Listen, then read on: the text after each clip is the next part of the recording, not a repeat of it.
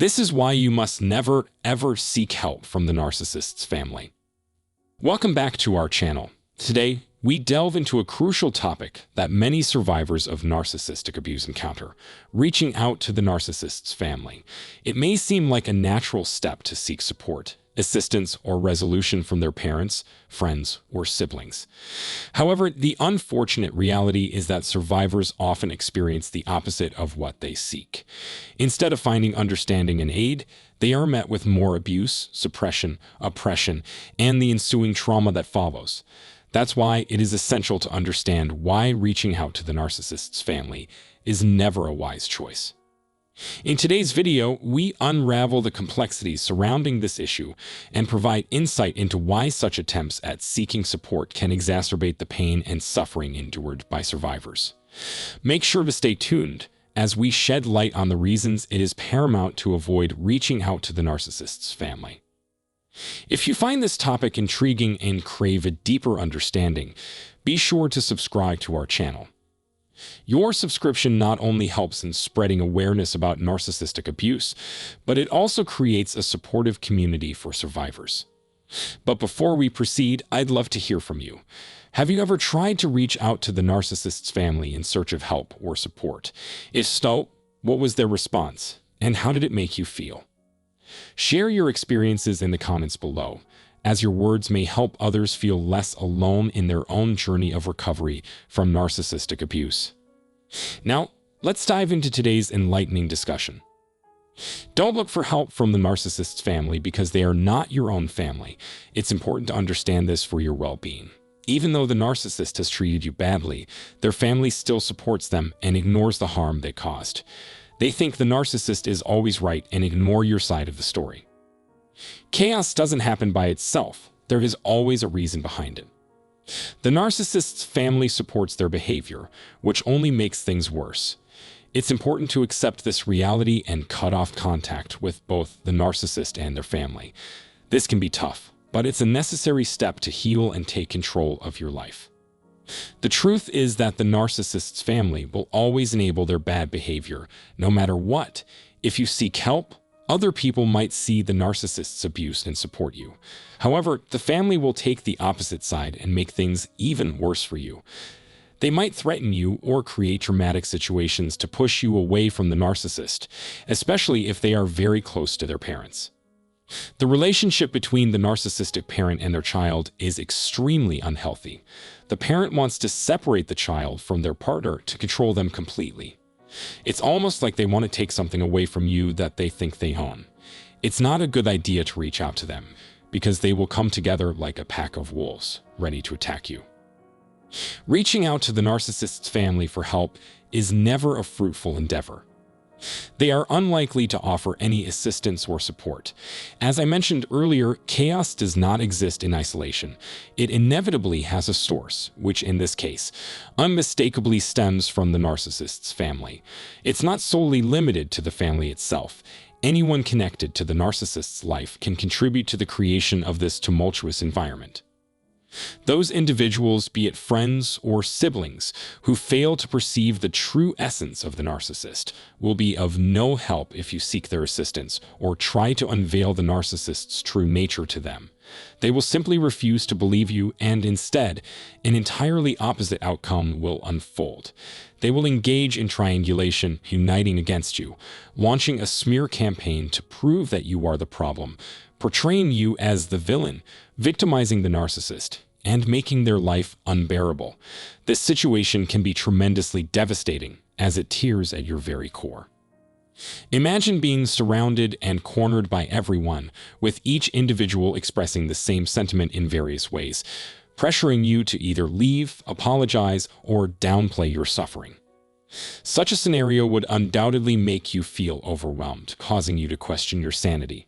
When you repeatedly hear negative feedback from numerous sources, it becomes natural for a part of you to succumb to the belief that perhaps you are the one at fault, that your existence is the catalyst for the difficulties in your life, and that accepting the narcissist as they are is the only solution. This is precisely the intention behind these families. They unite to shield and defend the narcissist. By examining the dynamics within such families, you will uncover an alarming amount of enabling, perpetuating the toxic behavior of the narcissist.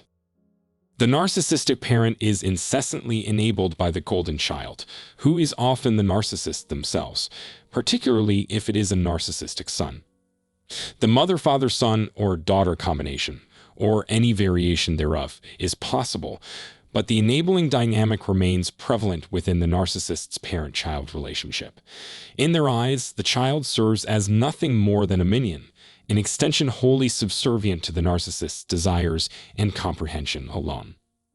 There is a deliberate isolation of the scapegoat, branded as an outsider, while all the shame is projected onto them.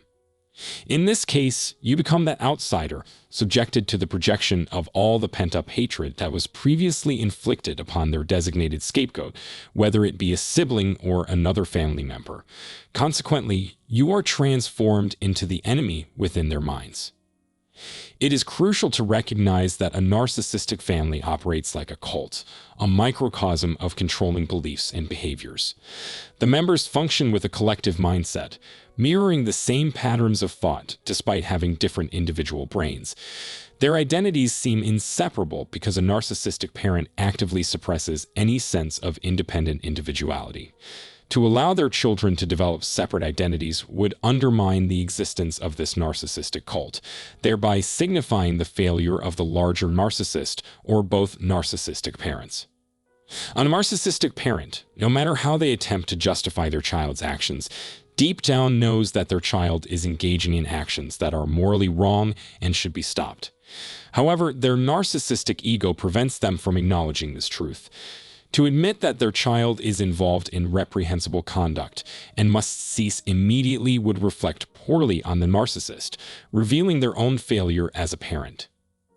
Consequently, the narcissistic parent functions through the projected image of the narcissistic child.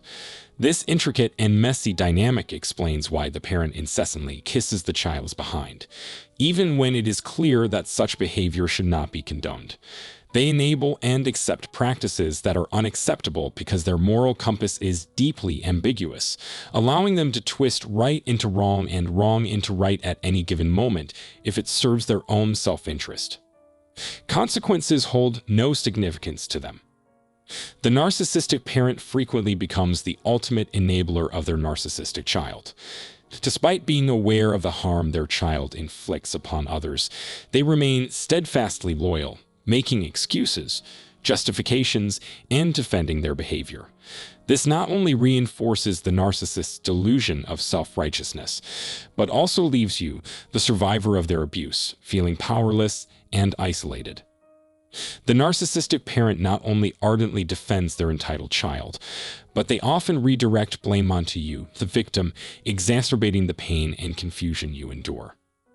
The harsh reality is that the narcissistic parent from a young age fail to hold their child accountable for their actions, laying the groundwork for the monstrous behavior we witness today. By neglecting to provide appropriate guidance and discipline, they inadvertently instilled a sense of entitlement within their child, allowing them to believe they can act without repercussions. In conclusion, it is crucial to grasp that reaching out to the narcissist's family or friends, despite the temptation or feelings of isolation, is always ill-advised. Communicating with them may result in the same dismissive responses, or worse, further abuse and trauma. It is far better to confide in a wall than to seek solace from their family, as they often fail to recognize the true nature of the narcissist's actions. They, in essence, reflect the same characteristics as the narcissists themselves. With this understanding, it is imperative to implement a no-contact strategy, extending beyond the narcissist to include their family. By doing so, one can avoid further harm and manipulation. It's important to recognize that the family of the narcissist is, essentially, an extension of the narcissistic child, perpetuating a toxic cycle of co-enabling. As we bring this episode to a close, let us acknowledge that the healing process must commence and persist. I look forward to our next episode. Until then, let the journey of healing and self-discovery continue.